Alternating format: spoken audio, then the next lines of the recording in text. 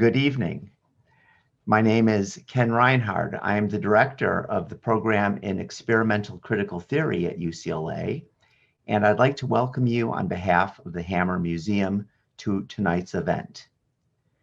Our speaker tonight is Zakiyyah Iman Jackson, who is Associate Professor of English and incoming Director of the Center for Feminist Research at the University of Southern California.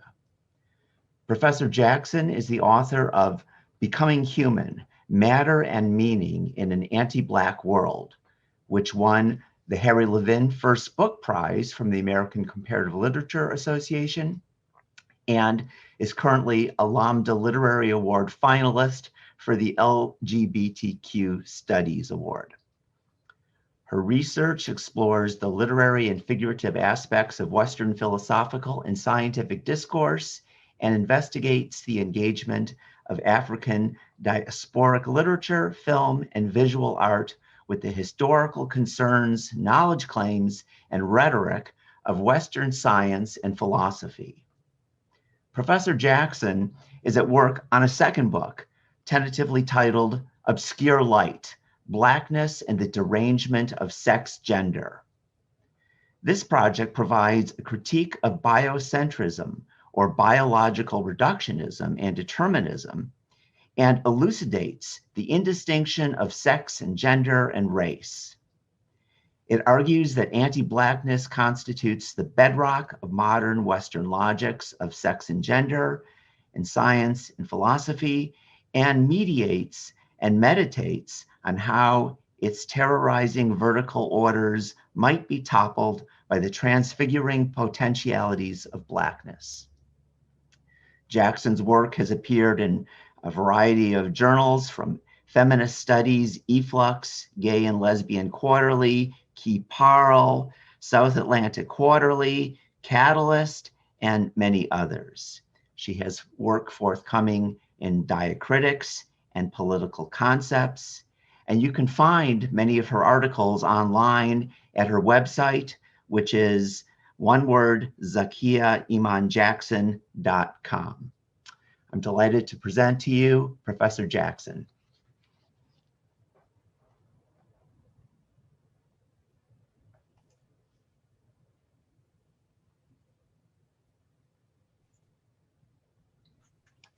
Thank you so much for the invitation, Ken, and for that introduction. I want to thank all of you out there who have, all of you have chosen to spend your evening with me tonight. And everyone at the Hammer who put time and energy into convening this session. So the Hammer Museum asked me to offer some thoughts on the work of Cuban-Jamaican philosopher of the Americas, Sylvia Wynter. Having agreed, I took it as an opportunity to meditate on Wynter's philosophy of aesthetics. This paper revisits some big questions, some big long-standing questions, such as what is art? What is the relationship between art and politics?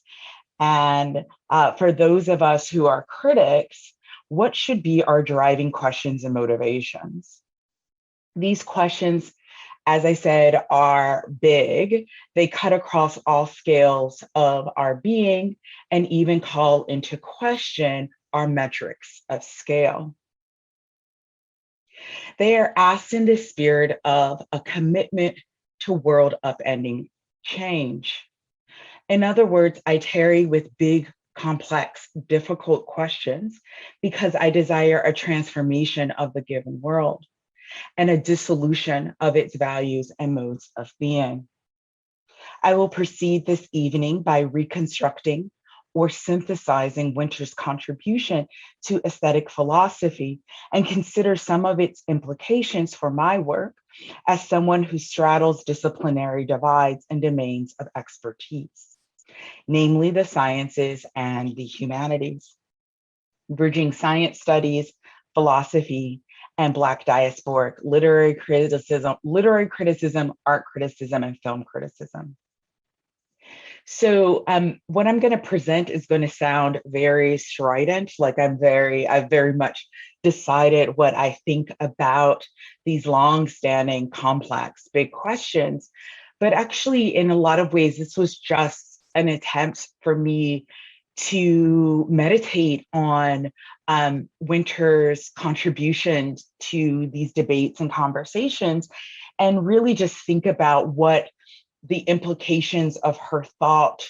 What are the implications of her thought for the kind of work that I do? And these questions are ones I continue to ask, and with every project, every attempt to think about this relationship, namely the relationship between art and politics, I end up revising earlier positions and deepening and adding more nuance to what I think about the topic. And so I'm, grateful to be able to have an opportunity to think out loud with you tonight about, what Wynter's work has contributed to my thinking and where my thinking might go in light of her scholarship on aesthetic philosophy. So I'm very much looking forward to comments, questions, a discussion, because I would love the opportunity for us to think together about these questions. So to start, I have an epigraph. What does aesthetics do? What is its function in human life? What specifically is its function in our present form of life? What correlation does it bear with the social affectivities of our present order, including that into which the real life citizens and captive populations of the US inner cities and the third world shantytown archipelagos, like the hero Ivan and The Harder They Come and the Rahims and others of Do the Right Thing, are locked? Sylvia Wynter. In 1992, Sylvia Wynter wrote her famous open letter to her colleagues titled No Humans Involved. Also in that year, Wynter published her most mature work to date on the politics of aesthetics and the aesthetics of politics, Rethinking Aesthetics, Notes Towards a Deciphering Practice. In the title, the word aesthetics is in quotation marks, alerting the reader that the very meaning of the term will be under examination. Both the socio-historical dynamics that secure commonplace assumption of aesthetic categories and tastes, as well as the minor cultural movement and signifying practices that introduce irony into and contest the term's normative deployment. In this essay, Wynter proposes a new practice that she calls decipherment to replace what has previously gone under the banner of criticism. For Wynter, criticism must constrain the contestatory signifying practices and counter-poetic rhythms of Black expressive cultures. In what follows, I will introduce Wynter's decipherment as an anti-formalism that challenges continuities between the culture of literary, film, and art criticism and the culture or cults of the gene and the biological sciences. Despite their ostensibly different realms of inquiry, both criticism and biology presume that meaning can be found in the text and in the text alone. My suggestion is that formalist criticism and genetic reductionism and determinism, or what Wynter terms biocentrism, are homologous, meaning they have a similar structure and are derived from a common logic. Wynter maintains decipherment, unlike criticism, is able to act as an accomplice to counter practices and forms that participate in and incite what Friedrich Nietzsche would describe as the transvaluation of values and, therefore, of aesthetics. Decipherment is a praxis that Wynter avers catalyzes a transmutation of man as a speaking, knowing, feeling being. What is at the center of decipherment is not primarily the individual audio-visual artwork or performance, but systems of meaning and their culture-specific purposes, as well as the cultural imaginaries that they generate. Decipherment is a mode of inquiry or practice that aims to reveal a cultural imaginary's rules of functioning rather than merely replicate and perpetuate these rules. Wynter is banking on such an intervention, facilitating the alterability of hegemonic codes and values in the interest of the emergence of an alternative mode of being and behaving. Wynter's argument builds on the work of Clyde Taylor, who, in The Mask of Art, Breaking the Aesthetic Contract, Film and Literature, aims to initiate a shift from aesthetics, capital A, as a universalist discourse to a post-aesthetic, a quote, post-aesthetic critical practice. Taylor proposes a praxis of critique and contestation that challenges the claims of what he demonstrates is a fraudulent universalism. Key to this shift is a disruption of three powerful interrelated ideas. One, that the work of art is universal, transcending geography and history. Two, that beauty and morality are corresponding categories. And three, that the work of art is autonomous and autotelic. And in other words, an activity or creative work having an end or purpose in itself. In contrast, Taylor demonstrates that aesthetic sensibilities and standards arise in specific political, social, and historical contexts. And it cannot be taken as a given that any particular trajectory or set of values is universal. Moreover, Taylor emphasizes that an anti-African bias informs Western aesthetic philosophy's ideals, namely its valorization of the autotelic work of art, its hierarchies of sensibility and taste, and its commoditization of the work of art. These three principles foundationally framed the so-called African as the privation of sensibility and culture, such that the African is not simply held to be asynchronous or culturally belated, but temporally incapacitated.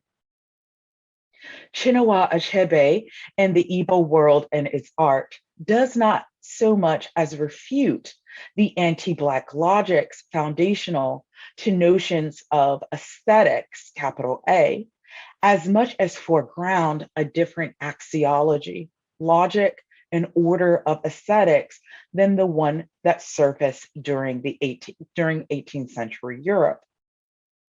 Achebe notes that Igbo art historically arises from a spiritual practice and cosmological system based on motion, not stasis.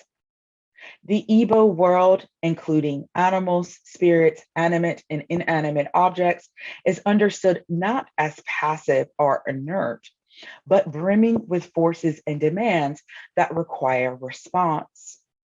The function of art is to participate in the dynamism of spiritual forces, and all aspects of experience must be depicted in art rather than hidden from collective view, interpretation, and valuation.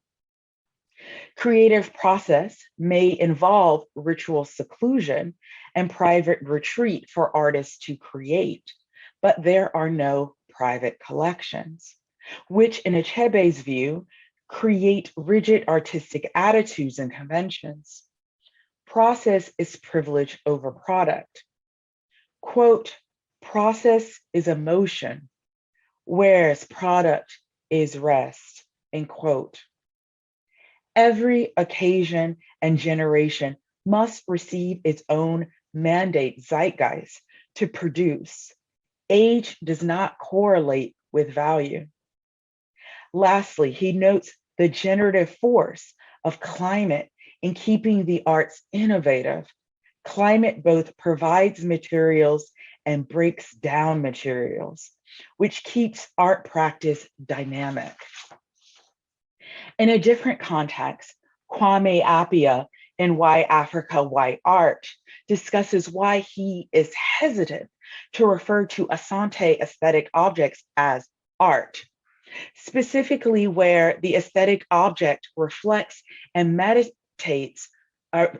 reflects and mediates the relationship between beauty, spirituality, and practicality. In the Ghanaian Asante context he discusses, the aesthetic object is utility rather than autotelic. An artistic object's value lies not only in its visual beauty or quality, but also in its proverbial resonance and productive use. Proverb and various strategies of allegory are at the heart of the practice of art. Asante also do not monumentalize the individual artist beyond their productive years. Moreover, neither the idea of Africa nor art informed the making of the aesthetic objects housed in ethnographic museums, and is now only retroactively informing their circulation, collection, appraisal, and exhibition.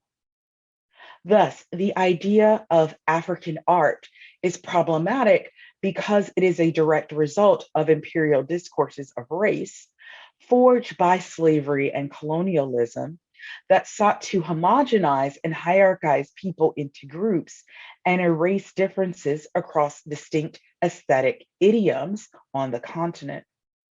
Continental aesthetic traditions do not share properties that would justify the reductionism implied by the concept of African art, beyond what is imposed based on the fiction of race. Art, capital A, is a product of 18th century cultures of taste, which are, of course, embedded in and justifications for projects of racialization and annexation. Yet, Appiah concludes by asking, can we not re-signify what we mean by art based on bringing non-Enlightenment thinkers into the conversation concerning aesthetics?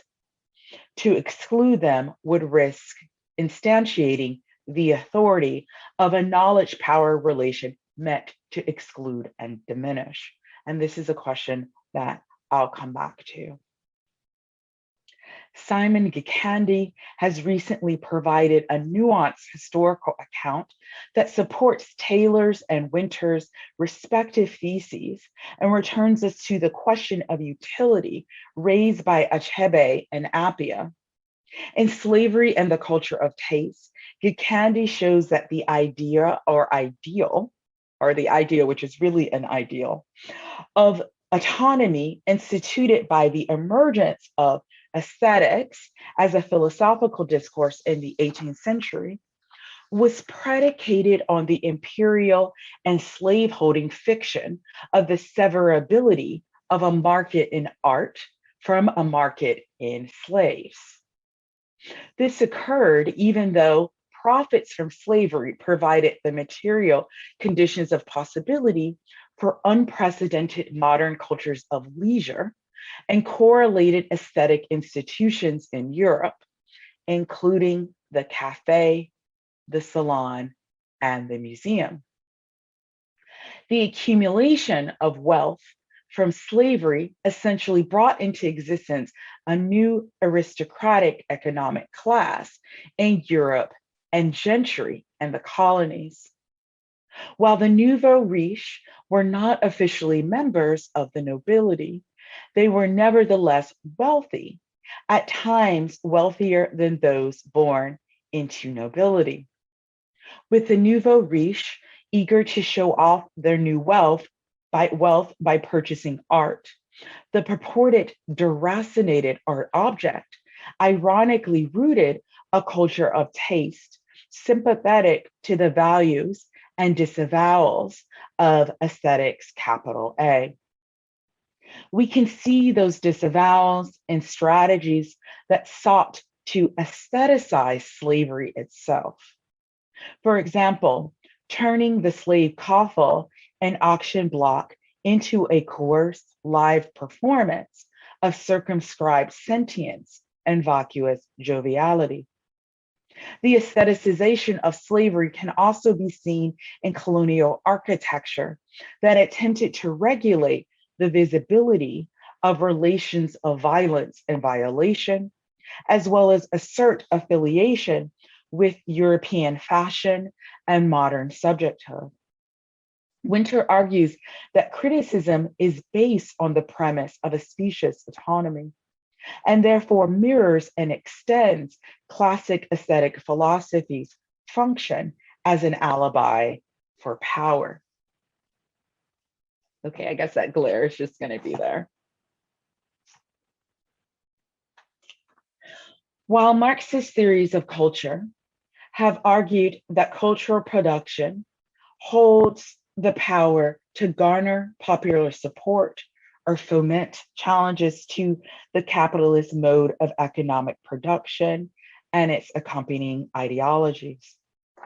Wynter's theorization of what she calls the sociogenic principle raises the stakes. Her approach is not limited to or aimed primarily at situating the art object in political economy or the social structure. Instead, she aims to uproot the idea or ideal that the social subject is autonomous in order to decipher the role of art in maintaining this fantasy of autonomy and its sensibilities of taste. Thus, more than extending previous Marxist approaches, Wynter mutates the terms of the debate concerning the relation between aesthetics and politics. She reintroduces the debate under a different set of premises, which we might term biocultural, but she gathers under the heading of the sociogenic principle, which she contrasts with biocentrism.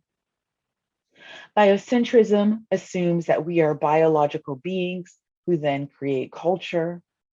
In other words, according to a biocentric logic, human cultural practices are a byproduct of our genes. My proposal, Wynter states, quote, is that we are bioevolutionarily prepared by means of language to inscript and auto-institute ourselves in this or that modality of the human, always in adaptive response to the ecological as well as to the geopolitical circumstances in which we find ourselves, end quote. Most criticism fails, even the criticism that Wynter sees as the most radical, including Derridian deconstruction, Marxism, and feminism, in that the critic still imagines a separation between a reader and culture, rather than grappling with how both are co-constituted by a particular mode of the human. In doing so, criticism functions similarly to biocentric approaches in the sciences that gave us the trope of DNA as, quote, the book of life. This view, which has increasingly been challenged, suggests that DNA linearly materializes forms in a one-to-one ratio like building blocks, whereby smaller elements could simply and transparently be read like an equation, Even though we now know that only around 2% of DNA actually codes for protein. So this idea of the book of life, or that DNA is our building blocks for forms, has come under increasing scrutiny.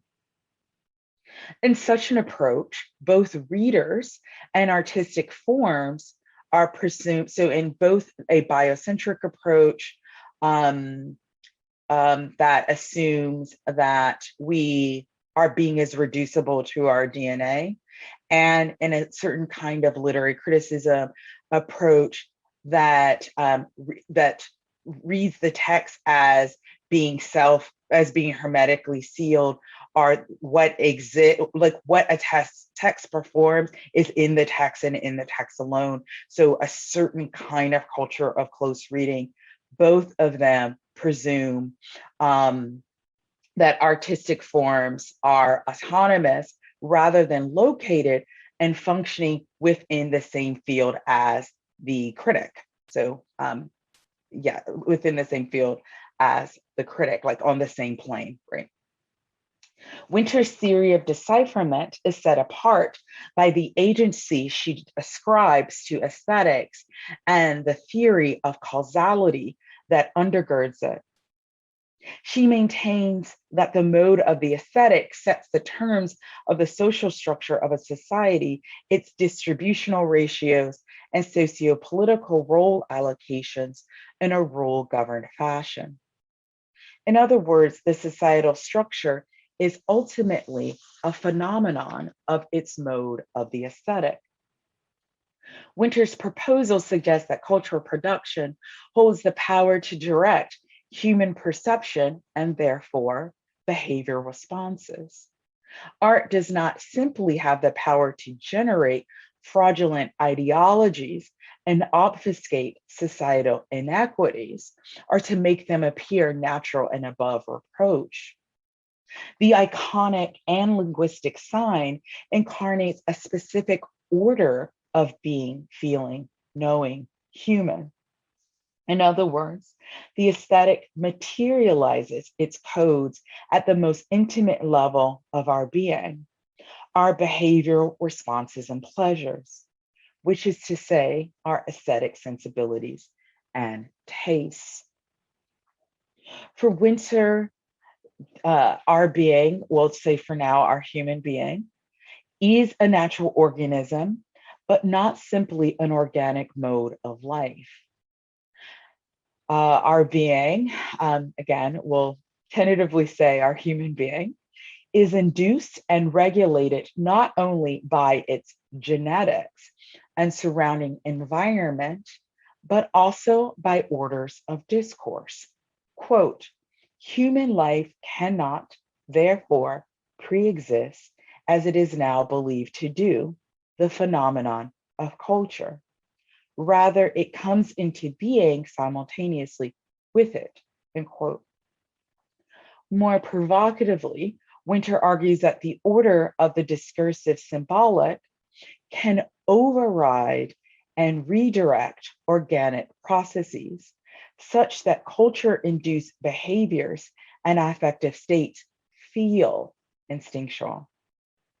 If, as Wynter contends, human nature is neither an effect of what Marxists term the mode of production, nor a genetic program, but rather a regulating myth of the aesthetic, then the aesthetic is what induces and arranges the form of life we call the human. Thus in decipherment, signifying practices rather than the individual artwork, as in criticism, are the object of analysis. A deciphering practice aims to uncover the procedures that secure the social cohesion of the human order, of which aesthetic philosophy's autotelic work of art is a function. Decipherment aims to provide a general theory of how culture-specific orders establish collective values that provide for a unitary system of meaning and induce cohering mechanisms that stably produce and order psychoaffective fields and social structure. Such a practice of decipherment proceeds in an effort to determine possible paths to disrupting and redirecting these processes. Rather than demystification, decipherment seeks to analyze what the process of mystification does. Its question is not what a text means or how might it be interpreted, but what a text does and how it does it at the registers of both its procedures and its illocutionary force. Decipherment investigates how a work of art functions, what it does and what it facilitates with respect to the reimagining, the reigning mode of life. All right, let me say that sentence again. Decipherment investigates how a work of art functions, what it does and what it facilitates with respect to the reigning mode of life, whereby both are on the same plane. It seeks insight into the rules that govern the signifying practices that in turn generate an attempt to stably reproduce their particular mode of the human. Now, if this is what aesthetic does, then this is the site of the paradox of all criticism. If taste is systemically conditioned by the discourse of aesthetics, capital A, and its disciplinary maneuvers as taste as such, as in the phrenology-inflected notions of highbrow versus lowbrow, then we as critics and our tastes are already an effect of the hegemonic aesthetic ordering system. Moreover, this raises the question of to what extent critical discourse reifies and functions to affect the aesthetic order's metaphysics and correlated social structural hierarchies. In what ways do we as critics contain, diffuse, and neutralize the counter-signifying practice of the Ivans, the Rahims, but also of the ratchet, the banji, the yard girl, the ghetto, the street queen, and the forms of life correlated with these minor aesthetic revolutions. The culture of taste historicized by Gikandi and isolating the aesthetic from the significations of everyday life sets in motion the racial, gendered, geographic, and class hierarchies that disqualify some taste as much as it venerates a notion of taste that stabilizes the existing order's cultural imaginaries. Thus, Wynter's project is in the uprooting of the biocentrism of man's law-like enforcement of no humans involved, and the sociogenic rewriting of the current totalizing mode of the human, which is to say, aesthetics, which currently casts those at variance or who outright challenge its sensibilities as unaesthetic and tasteless. Thank you.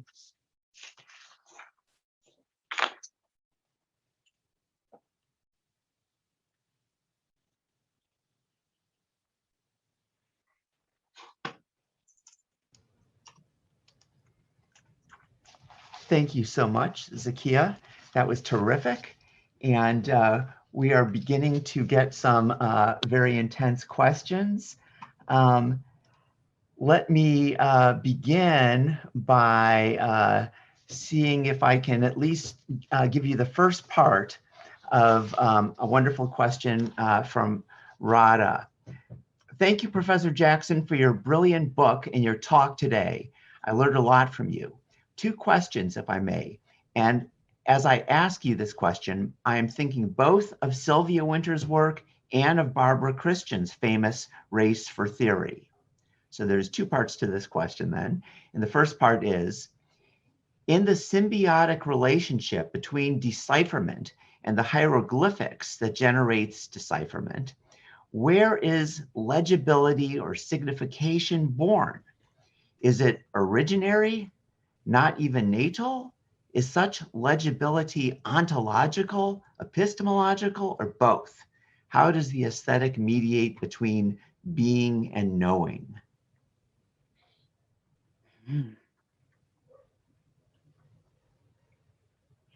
It sounds like there are a lot of questions in there.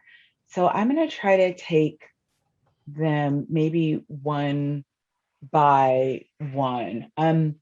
So I would say first, Wynter is working with the idea that she is gathering from Bernard Stiegler's work on tool making.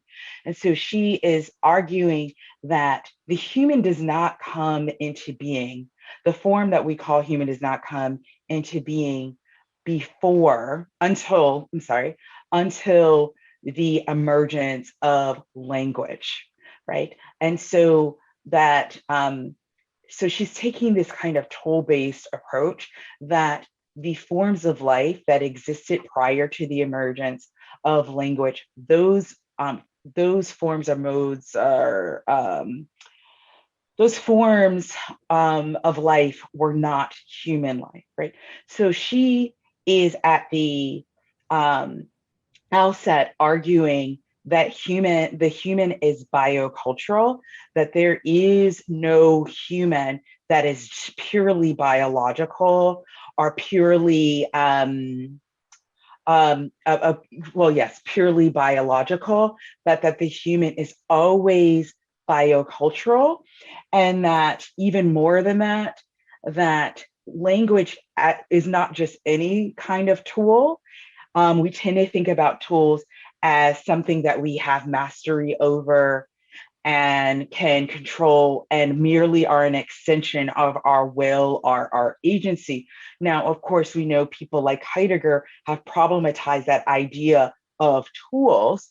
But even beyond that, what she's saying is it's not that this tool is an extension of our will or agency, but that tool takes on as a kind of life on it of its own. And it even has the capacity to override and direct biological processes. And so for her, she's primarily interested in the biology of consciousness, neurobiology, the nervous system, so things like affect or feeling, so sensation in the body, and sensations of the body as they are entangled with the politics of race and social hierarchy. So that with language, you get this tool that not only exceeds your will or your agency, but actually can direct and can direct your biological, physical responses and to encounters and experience in the world. And so I think it's important to just kind of ground, this conversation in that understanding that for her, language and culture are bioevolutionarily significant, not just at the site of origin, but at the level of the being of the human and its evolutionary unfolding. And so the question about, I guess one of the things I hear in your question is the conversation we're having about this language system that has a kind of mind of its own, or is it like in people? And I guess what I'm trying to suggest, or what I am trying to suggest, is that it's actually in that interactional field. And I think, well, what she's saying is that the problem is we tend to think about biology and culture as separate. And we think about the work of art as autonomous and contained in a certain kind of new criticism model where the artwork is separate and over here, which of course, new criticism is inheriting this from 18th century aesthetics. But what she's actually interested in is transformation and how art can participate in transformation, precisely because art has the power to direct and directly touch and in interaction with our biology shifts our desires, behaviors, and our desires and behaviors and feelings. So her interest is solely in that interaction between the artwork and human beings, and what becomes possible in that interaction. And so what does the work of art do or make? Not what does the work of art mean, not what are the various ways that it can be interpreted, but the work of art as a worlding, as a doing, as a making. Thank you. That was really beautifully said. We have a somewhat different question from Ryan. I'm wondering if you think it might be generative to place Wynter's dismantling of biocentrism in conversation with the Freud of Beyond the Pleasure Principle. Did she consider Freudian approaches to the question of life or Freudian practices of criticism as also not going far enough? You know what? That's a really interesting question. And I feel like I should know, and I should have a really good answer for this because I've studied both of them very closely. But I mean, she absolutely, of course, read Freud and at different points cited Freud in her scholarship. But, actually, I think the question about what is the relationship between Wynter and Freud is an interesting one, which I don't have it's one I want to continue to think about, but I will say it's interesting at the register of how they work methodologically, that there's a lot of points of contact where they are both thinking across these kinds of calcified disciplinary divides. And they're both thinking about questions that are fundamental questions of being and existence. They're both interested in these questions of consciousness, and these questions of consciousness, of the psyche, of neurobiology. They're both interested in these questions, as well as they both tarry with the power of myth, the function of myth, not just as kind of like a story that we tell about our origins, but also as a story that holds within it a kind of allegorical function that suggests the values of a society, and value of a society, hierarchies of a society. And so those things are contained within myth as well. So great question. I want to think about that more, but I really appreciate that question. Thank you. Yeah, good question. It does seem as if both Wynter and Freud are very interested in the close connection of thinking and being, that the world of culture and thought has an effect on the world of our actual being and vice versa, right? So that does seem like a strong connection. And Okay, also in affect and sensation and bodily sensation. absolutely. Maria has a question. Uh, is aesthetics in Wynter's view a sort of cultural propaganda, which is carried in the art objects and reflecting the hegemonic social order? If so, it sounds a bit like the superstructure within Marxism. Okay, that's a really good question. No. So she's not suggesting this idea of that that art is a kind of accompaniment that can be for or against hegemonic values, or before or against the interests of the ruling class. And so, or even that it is a product of political economy. Mhm. She's not making any of those kinds of claims.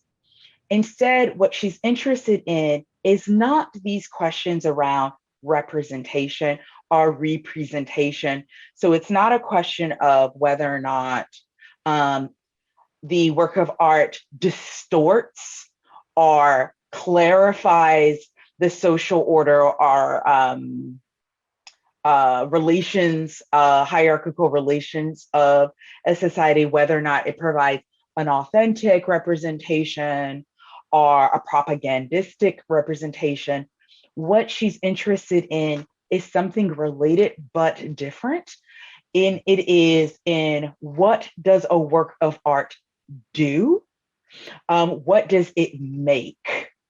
And so it's not a question of whether or not that we, as say, if we describe ourselves as Marxist critics, can take a step back from the work of art and go, this supports neoliberalism or it doesn't support neoliberalism. It's more like the assumption that the work of art is always working on us, and that this idea of what is us, our most basic assumptions of what it is to be, our most intimate affective states and feelings are interactional with the field that we call the aesthetic. And so that is the problem that's the problematic that's at the center of the work, not the ideological twists and turns or ideological implications of an artwork, but how in this interactional field, we are made and unmade as a mode of life in that process. I hope that helps. That's great, thank you. Let's see, Kai has an interesting question. I would love to hear more about how you were thinking about amending, perhaps even abandoning, the need for the human to cohere our being, as you said earlier.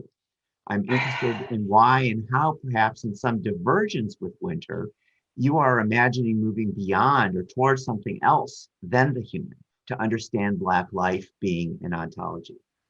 Okay, wonderful. Yes.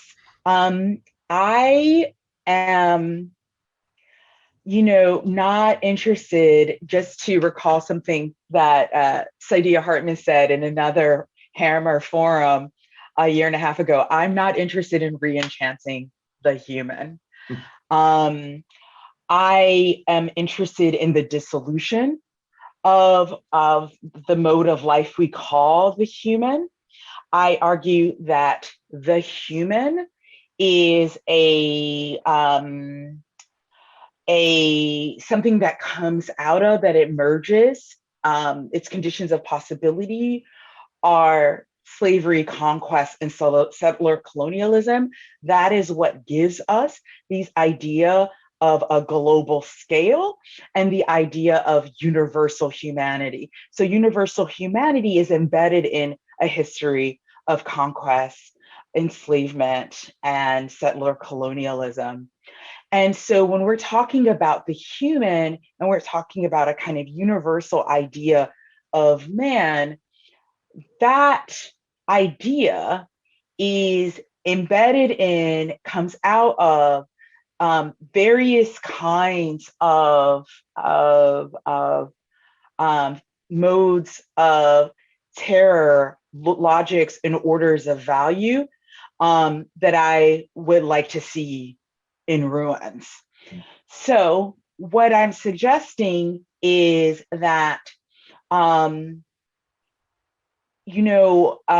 know for Wynter argues that we have not yet experienced the human, not in any kind of proper sense, that to actually experience humanity, to experience the human as a praxis, which for her is a praxis, that would come on the other side of an upheaval that is tantamount in its consequences and scope to what we now associate with, the post 1492 events in the so-called Age of Discovery, right? And so for her, the human is a certain kind of horizon, a kind of horizon in the future that is ecumenical, and she's very delighted. She wants an ecumenical ontological category. But for me, I think about it in a way that's a little bit different. I depart from her on this because while I'm with her on wanting an upheaval that undoes the world of the given, and creates an opening for something else. For me, that something else cannot be known what it is in advance. It is something that cannot be named in advance, but has to remain more of an open question. And so for me, that brings me back more to questions of ontology and existence because of the ways that I think as concepts, our concepts are conversations or debates. These are spaces that are open and debated and don't have a definite article or a definite article or a pre-established idea of what the human is. So while I work with her idea of the sociogenic principle and these kind of ideas about the biocultural mythos and biological, I actually would like to, and in my work, I've talked about what is on the other side of that upheaval as something more open and less determined than what it gets constituted in her idea of the science of the word. Thank you. Our time is running out, I'm afraid. We have several more interesting questions. Do you feel like one more, or should we say it's enough? Sure. One more Okay, this is perhaps a good closing question from Jacqueline. What other mechanisms of evaluation have you seen useful or essential for working against established aesthetic orders?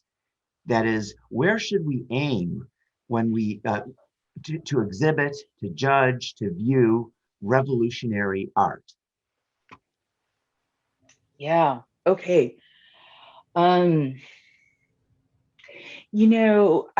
will offer a tentative answer, and I would say for me, again, for me, these things, it's really a question not of what something means, it's a question of what it does. So I would measure, judge, or evaluate a work of art based on how it shifts are re-establishes the ways that it redraws the relationship between the actual and the potential. So what kinds of possibilities come into view are what emerges that allows for more or less movement away from this given order. And so I guess to put it simply, it's about, what are its implications or consequences in the interaction between, human being and the work of art for the mode of life itself, the ways of being, relating, and worlding.